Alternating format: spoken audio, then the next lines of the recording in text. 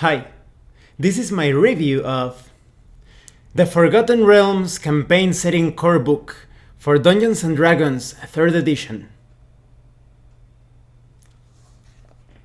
This edition of The Forgotten Realms was an explosion for me. It just came with so many things that supported it from a thematic and plotline perspective.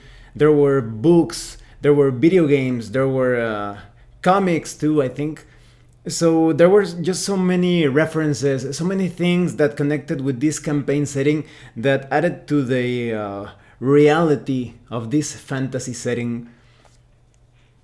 Although I've had some really fun times with the Advanced Dungeons and Dragons edition of the Forgotten Realms, this version just really hit the spot in terms of how the world became so real because of the connections that I mentioned. Even in recent times, when I play an RPG session using Forgotten Realms, I still hear the music for the computer games, the Neverwinter Nights, in my head when I play this game, and just have to rush and put the soundtrack on. So it's just a really enjoyable setting. I do have some criticisms. Most of them have to do with the long-term development of the Forgotten Realms according to the needs of Dungeons and Dragons 3rd edition, as it became 3.5. But for the most part, I think this is an excellent setting. But I do have to point out those specific things. Let's talk about the quality of the book first. The quality is actually pretty good. This is an excellent book. It's a bit disappointing that nowadays, for example, the Pathfinder books are quite... some of them have held together, but some of them just fall apart quite easily. And this seems to be a similar binding, but this is just excellent quality. It's top notch. It even comes with a paper map that, although it's somewhat flimsy, that is, it's already showing some creases and some places where it's going to be ripping apart pretty soon. Considering all the time that I've used it, it's actually a pretty good map.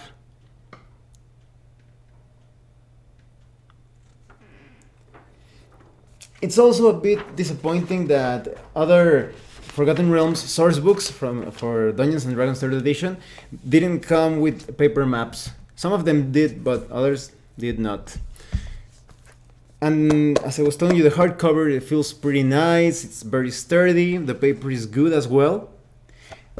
You may have noticed that it looks kind of like a magical book of sorts. You have like this clasp that you're supposed to fasten here. This is just an image, but it gives that feeling. You also have some pretty nice illustrations that I will be showing you as I review the book. Most of them have to do with non-player characters, some creatures of native to the Forgotten Realms. You also have some maps, etc. You also have an index and a table of contents. This is also something that was not continued in the other source books. Some Forgotten Realms source books lacked an index, so that was it was somewhat difficult to find what you were looking for in that book. Now let's talk about the contents. Before I forgot. There's a good organization considering the scope of the setting. You're going to find what you are looking for quite easily because the way each section is divided, you almost intuitively reach out to that section when you're looking for a particular region or some details on the economy, on deities, monsters, etc. The book starts by giving you an overview of the land of Faerun. Now, for those that do not know anything about the Forgotten Realms, I recommend that you watch my review of the Advanced Dungeons & Dragons version of that setting. I'm going to put a link in the description below. But let's give a small overview of what the Forgotten Realms are. Well, they are called the Forgotten Realms because in this world of Toril, specifically in the land of Faerun, there were many empires, realms, civilizations that were quite powerful in terms of magic, but they were also quite disastrous in the way they handled things at times. So most of them were destroyed. Some cataclysms happened. Some of them went down in decay, and almost all of them turned into ruins and abandoned cities and such. So those are adventure sites that player characters are supposed to explore and investigate, etc. So that's basically why it's called the Forgotten Realms. You have details on the land of Faerun, the people, the civilized folk, and the savage peoples and monsters. And this is a very interesting thing of the Forgotten Realms. There is a good contrast of civilization and savagery or tribalism. You have these cities with knights and wizard academies and such. And you also have tribes and uncivilized folk, and they are living quite close by. Sometimes there are wars because of that. Sometimes there are alliances. So it's a good way to see the contrast of different viewpoints and lifestyles. And there are also some places in the realms that are examples of this, and some that are more like mixed. So for example, if you're looking for civilized places, you could adventure in the city of Cormyr or the Waterdeep. And if you're looking for some place that it feels a bit more savage, you could go to the perhaps some place of the Mulhorand or the barbarian tribes in the north, the Utgard and such. And you also have some places that feel kind of in the middle. So for example, you have the Thay, made famous by the Red Wizards of Thay, that in that place you do have a sort of like civilized structure, but there's also slavery and some type of arenas, if I'm not mistaken, and in Kalimshan as well. So you have a lot of ways in which you can have adventures, both civilized and savage adventures. Now, when it comes to the heroes and villains of the Forgotten Realms, they're a bit of a mixed bag. Let me talk about the positive things first. You have some pretty charismatic and identifiable individuals like Elminster, which is kind of like the Gandalf of Forgotten Realms. He's a very powerful wizard, and you also have some amazing characters such as Dritz the Orden, Artemis Entreri, Kelvin Blackstaff. There are just a lot of characters. The Symbol, Alustriel. And the positive thing is that all of those characters have a rich history, and they are quite identifiable because of their powers, of their roles in the world, of the way they represent a force of good or evil or neutrality at times. But what I do not like about them is that, first of all, because this is the Forgotten Realms version that adapts to Dungeons and Dragons 3.0, it uses that ridiculous, what would you say, inflated or bloated structure that sometimes they add a lot of character classes. So for example, Elminster is first level fighter, second level rogue, level 3 cleric, level 20 wizard, level 5 archmage, and he also has 4 levels of epic character power. So that feels like they overdid it a bit. I know that they were trying to reflect the history of Elminster, because when you read the books that tell you the story of Elminster, like Making of a Mage, I think one was called, and such, you're going to see that how he was a bit of a thief at first, and then he was a fighter, and then he was actually a cleric. But I think they didn't need to add all those classes to represent him. And it just became a really bloated character. Every time I've used Elminster as an NPC, I've always used him just like a wizard with a few levels of Archmage and epic levels as well. And I've toned his power level down quite a bit, because he's actually a challenge rating 39 non-player character. That is, he has 39 levels of power.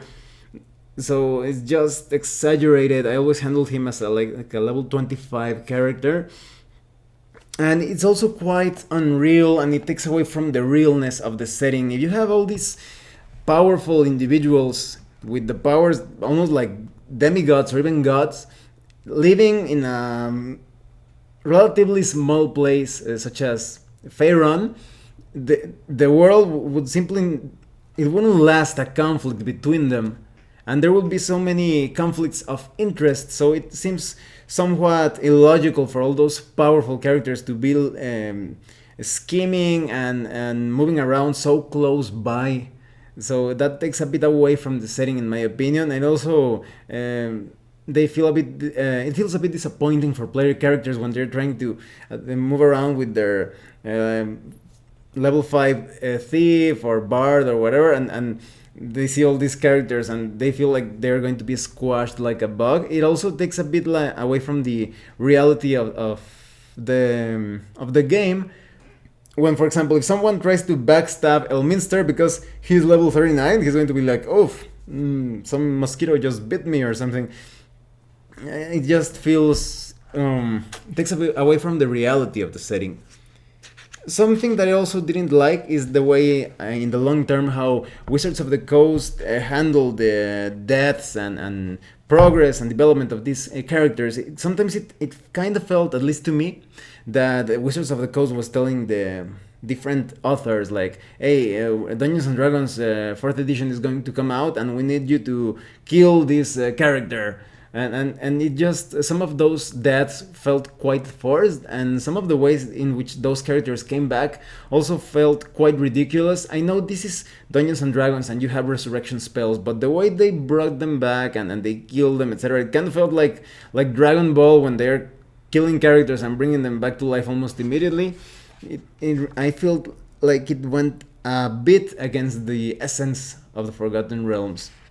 Especially Manchun with all his clones. He had like a dozen clones, I don't remember, and when you kill a Manchun, oh, it was just a clone, ha ha ha, here is the real Manchun. It just felt somewhat ridiculous at times. Then you have details on of how this is a high fantasy setting. This is a world of high magic. There are even like magic powered airships. Magic is really available to almost everyone. There's also a market for magical items, so you have to keep that in mind when you try to make sense of the logic of the Forgotten Realms. And you have details of the different characters that you can create, different sub-races and types of dwarves and gnomes. You also have details on how to create different types of halflings and half characters, because here in the Forgotten Realms everybody mixes with everybody. You have half orcs, half elves, half drow. You have some, oh sorry about that, some crazier combinations later on, I think.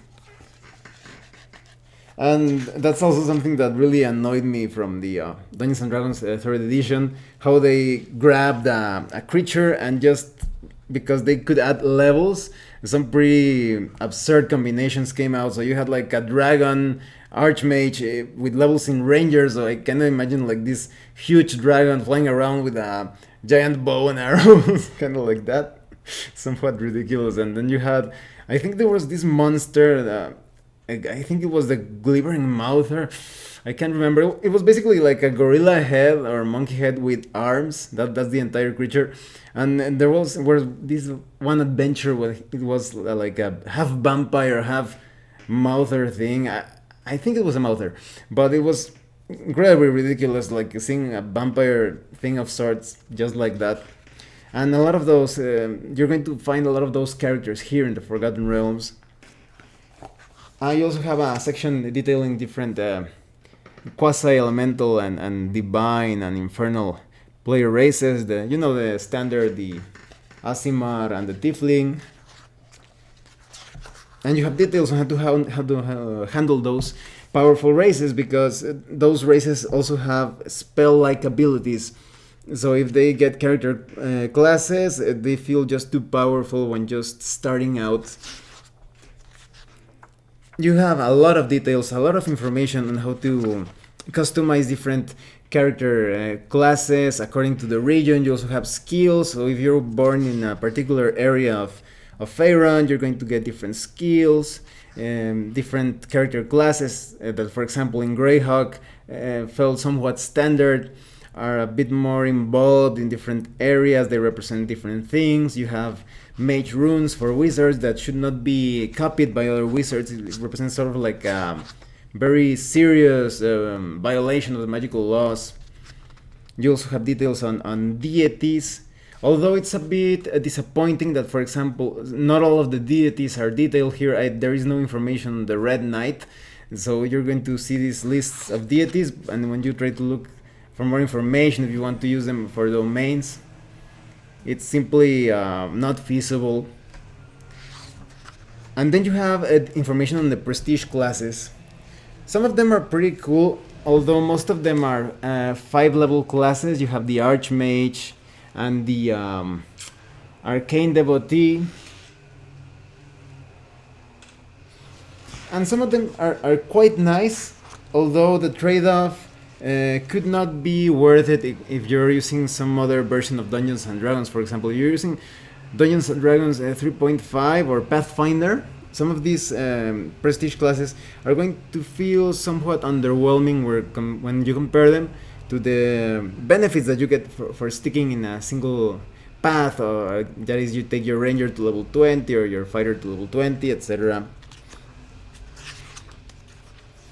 What I do like about these prestige classes is that they feel like they add a lot to the flavor and color of the realm. So, for example, the Harpers are quite famous for their role of like good spies or good infiltrators. They are always protecting the realms from different organizations, like the Red Wizards of Thay, the Zentarim. You also have the Hathran, like they are like good witches that they try to keep some semblance of order in the east. There are also some some prestige classes that don't feel as useful. So, in my opinion, you have the Purple Dragon Knight, but this guy over here, that is that class, feels somewhat restricted because he needs to be at a certain distance from Cormyr, or he's going to lose some of his character benefits. So it's for very specific, very localized campaigns.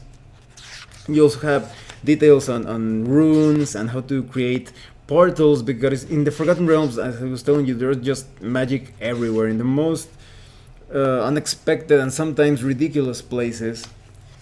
You have an illustration of a magical portal here. I remember that there's even a graveyard with a portal that takes you to several like pocket dimensions, and sometimes it feels too far-fetched. It's quite difficult to handle the high magic aspect of the realms. It kind of feels like there's magic almost everywhere, even in your backyard. It kind of feels like that. And you have details on new spells, new domains. You have information on the flora and fauna and life on Faerun. You have like this wheel detailing months and the different seasons. It's quite complete as a setting book. If you want to play a game with all those details, keeping track of the days and weeks and months, it's quite possible to do that. You have some images on different writings and dialects. They really go into a lot of detail. You have details on commerce and coinage, geography, the different zones. Some zones, for example, those that are marked in red, are unconquered and savage places. Some other places belong to different factions and cities and kingdoms. And this is one of the things that I like and dislike at the same time. On one hand, different adventure sites that also serve like adventure seats or even campaign seats have just enough information for you to create an entire adventure or even a campaign out of them. But because this went a bit ahead in the timeline when compared to the Advanced Dungeons and Dragons edition of Forgotten Realms, a lot of those places, a lot of those ruins, haunted castles, etc., have already been explored and looted. So they are kind of like, oh, you have this place over here, but this was sacked a long time ago, like by the Knights of Midranor. You have Midranor, and it feels like if your player characters are going to adventure into that site, they're going to feel like they arrived when all the good treasure was already taken. So there are a lot of places like that, or you have Castle Spells here, if I'm not mistaken, that serves as a gateway to Ravenloft. It also says like, oh, a group of adventurers has already been there. So there are many places that already have that place of some adventurers have already been here, and the place was looted and such. This is a nice illustration of an ettercarp, I think. That's Spider Hunt Woods. So although you have enough plot, rumors, and details on the economy, and so I was telling you the politics of how the non-player characters. This is one of the most famous ones, the Saul Chambril. Let me see if I can get him into focus. As I was telling you, even though you have a lot of material to develop your own adventures and campaigns, a lot of those places just feel like, oh, somebody's already been there and we're going to get the short end of the stick. You have a lot more information on different planes because, as I was telling you, Faerun is a setting of high magic, so it's quite possible for the player characters to travel between the planes and go to, for example, the Demon Web Pits or the Abyss, or maybe some other more positive places like the House of Nature or the Warrior's Rest. So there's a lot of opportunity for adventure here. You get more details on the history of the realms and the factions. All of the factions are always plotting against each other. Some of them are trying to protect the realms. Some of them are trying to push the realms into oblivion according to a particularly destructive deity. So you have a lot of ways in which your characters can affiliate or align with some faction and develop an entire campaign around a particular plotline. You also have a highly detailed timeline with the history of the realms. With for example, you have the kingdom of Netheril that because of the arrogance because of the level of magical development that they reached, they became quite arrogant, and the city plunged when one of the wizards tried to seize the control of magic, complete control, that is taking the goddess Mistra and using her power for his own. And you have details on deities that were thought to have been dead and somehow resurrected. Details on the time of troubles that happened a long time ago.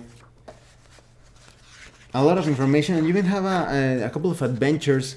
One is the Color of Ambition, that is a first level adventure, and it feels good as an introduction to the Forgotten Realms because it can be handled as a combat situation, but it could also be solved diplomatically. You have more information on how to run the realms, and on more adventure sites, and to create your information on how to create your campaign. You have a small bestiary as well. You also have another adventure that is Green Bones, that is more a high level adventure. It's a bit more combat oriented or more dungeon crawl oriented. Here are some of the monsters that appear in the book. The Death Tyrant, which is an undead beholder, and the Dracolich.